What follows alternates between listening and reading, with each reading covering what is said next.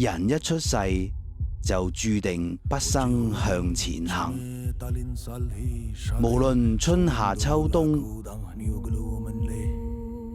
抑或偶遇狂風暴雨，人生必定要經過數十個寒暑。人生係嚟世間一場旅行，唔怕風雨，行得越多，見得越廣，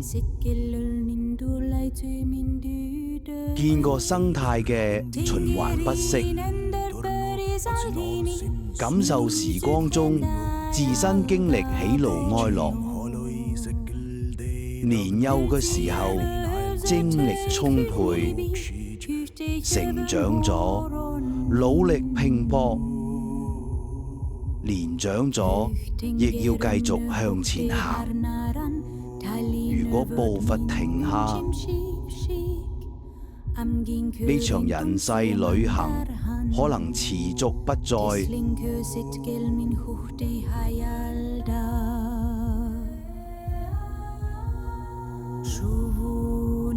拼力再跑，